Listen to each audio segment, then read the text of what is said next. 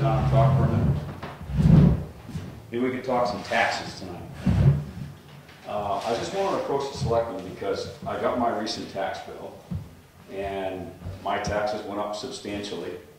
And I'm not here to assign any blame or ask for any apologies from anyone. An extra day at the dump closed? No? No, the dump wasn't closed on Monday when I went down. But I know the last time I spoke with you gentlemen was about my tax bill and about who actually is impacting it, and how the school, and you can help me maybe with this, is it looks like the school portion of my tax bill is probably about 2/3 or more. I usually say 3/4. About, in between okay, well, 3/4. I don't have the specifics, but you know, let's say approximately 3/4 of my tax bill. So approximately 3/4 of that increase was due to the school portion. And the reason I wanted to talk to you about this a little bit was that I kind of tried to think it through a little more, and what I was thinking about was, it almost seems to me, and I've been talking to some other people about this, and I'm trying to understand that it almost seems like we have two branches of government going on here in our town. And one is kind of like the municipal government, which is under your control, and that's the smaller portion of my tax bill. And then we have the school portion. And I think sometimes, you know, my taxes went up, and sometimes it gets discouraging. I know I'm not alone. And I think sometimes we have a tendency to throw our hands up in the air and say, there's nothing we can do, you know, but complain. And that's kind of what I'm leading up to my point here. I think that the time to get involved with these things is before the contracts are signed and before things are, we're committed as a taxpayer to pay these bills for years on end. So I just want to ask you a couple of questions. You know, I understand that the selectmen really don't have any control or influence over what the school does. Am I correct with that? I mean, their procedures and their budgets. There's another government in town too, also the water precinct. Okay, the water precinct is the third government. The town has no power. Okay. And I'm leading up to a point, and I'll try to make it quickly, but the thing is, at the same time, the selectmen are kind of looked on as the leaders of the town, of the whole town. And so anyway, I got thinking about this a little bit, and I was thinking that it's not enough to just complain. It's more important to get involved now, before things happen. And my understanding is that and you can help me with this, Peter, that the paraprofessional contract negotiations are going to begin soon. They've already begun. So they've already begun. Okay, but there's no agreement been reached. Not to my knowledge. Okay, so I think what I was thinking about was perhaps this is an opportunity for me and people to get involved, because at the school department, because or the school board meetings, because here is an area where we can make our voices known before a contract is signed that is directly going to affect our taxes and affect us for a number of years. Because are these contracts usually like several years long? I believe this one's only going to be good for 1 year. 1 year, maybe? Okay. But I may be mistaken on that. My understanding is that they're going to have the teachers' contracts next year, and I think they're going to be doing the paras again next year. Okay. But I may be mistaken on that, Jim. All right. Well, I had a question for you, and it's good that you're on the school board and that we have a selectman here as well, because it's always concerned me that there seemed to be a difference between, let's say, some of the benefits that the school department employees get and the benefits that the town employees get. In other words, the amount of benefit or the level of it. And so I just had a question about the selectmen. My understanding is that you were able to perhaps save some money this year on the health insurance costs for the employees. Did you renegotiate something, or is that something you can tell me a little bit about? We went from the regular health insurance to a site of service plan, which reduced it substantially. I think about $106,000 13% of that was the employees also saving too.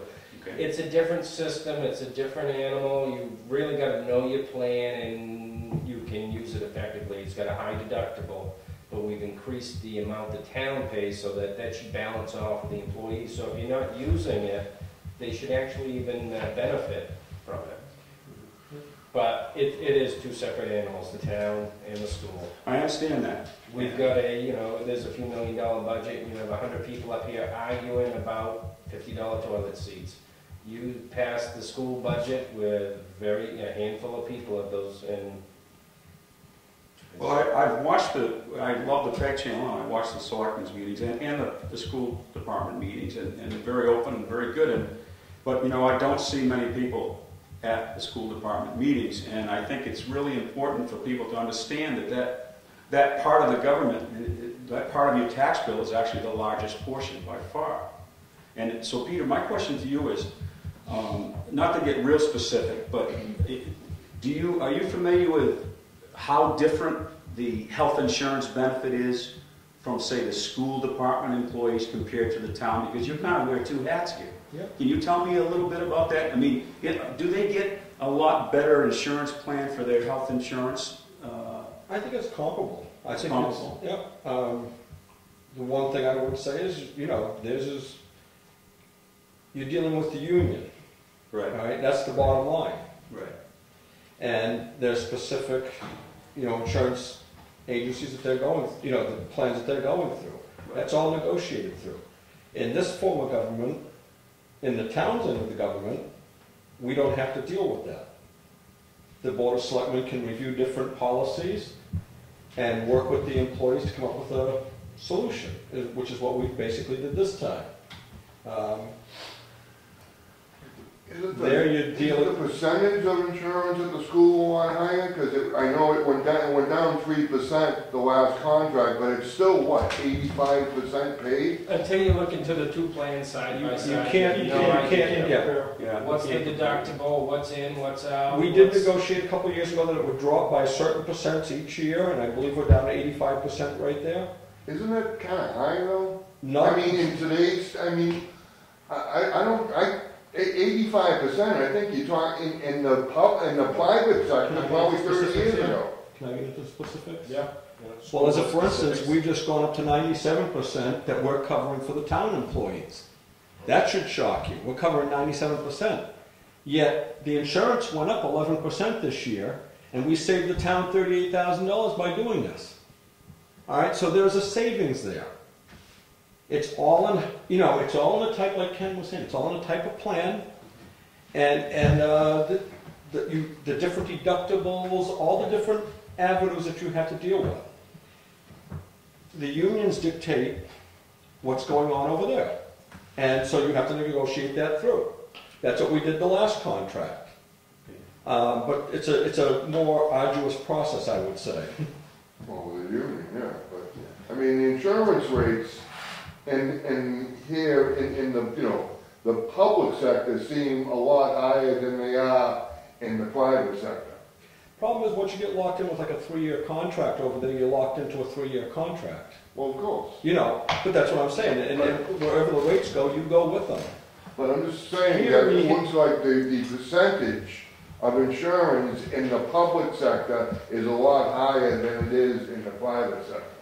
Depends on. The plan, the company, everything, In most cases, right. Well, the plan, the company, it all depends. It's hard to compare because there's so much variety out there. I think just one point that should be made is that it's not the school board, it's not the negotiation committee, it's the citizens of this town that lock you into a 3-year contract, as it goes in front of the legislative body who votes it up or down. So it's the citizens of the town, it's the voters that lock. And they're the same people that kind of set the tax rate. Every time you vote for the police guy, the fire truck, you're spending the money. That's what. Oh, and that's the day of the dump? Yeah. We're here to try and, I think, work through some of the issues to present to the public in hopefully in an educated fashion, the best policies that we can come up with. Yeah, I think, someone had answered your question, Jim, and I've said this a couple times this year, we pretty much whittled that budget down as much as we can and provide the same services that we provide every day. So it's really come down to the town needs to decide what it wants, because to get that budget down any more without giving anybody any raises or anything like that, you're going to have to start cutting services.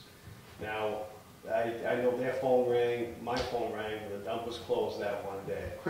And that was part of our way of keeping the budget down, you know, and I think Kenny explained it very well to some people about the holiday pay and how it all comes into play, the furlough days. But, you know, these are the things that we're tasked to do to keep the budget, you know, at a reasonable level. But to say your taxes are never going to go up, I think that's a pretty, fantasy fairy tale, because, you know, it's going to go up. As I mentioned before, though, the selectmen here, we try to do our thing. The school board also tries to do their thing. But there are so many government mandates, so many union rules, that your hands are virtually tied. I was surprised how tight. When I went to the negotiation contracts last year, I was afraid to talk to my wife for crying out loud, because I was afraid, you know, what was going to come about it. It's like, you can't really negotiate, not negotiate, but you can't really come up with good solutions if you can't have open discussion. Okay, well, I didn't come here to try to pick apart the health insurance plans, but I think and I don't have the specifics, so I can't comment on either one.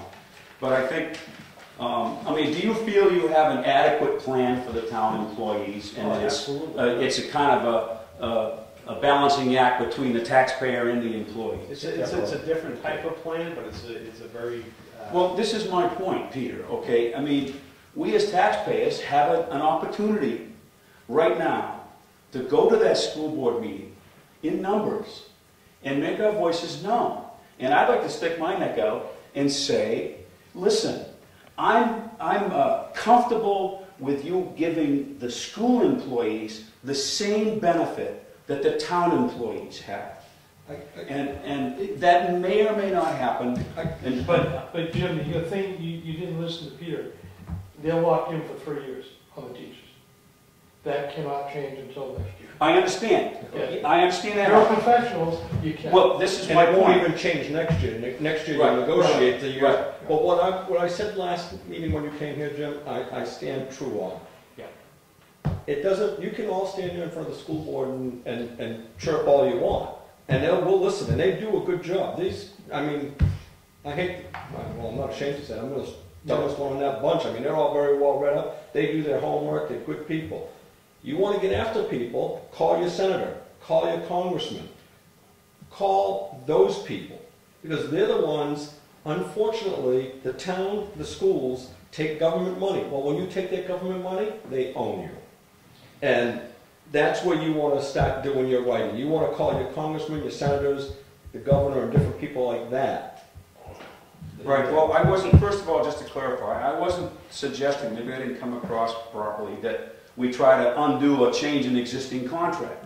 My point was that here we have a contract that is being negotiated, and we need to get down there in numbers, and it's our chance to get ahead of the curve and make our voices known.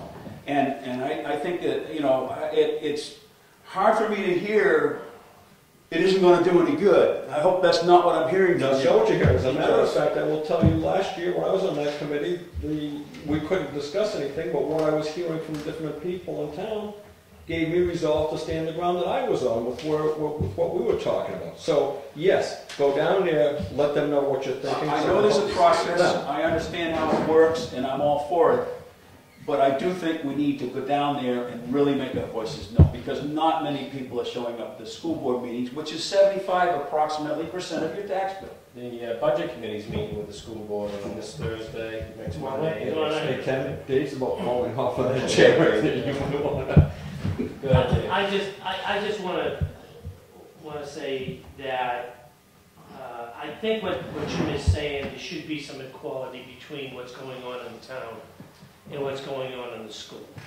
Okay, we are Wakefield, so the employees of Wakefield, the town,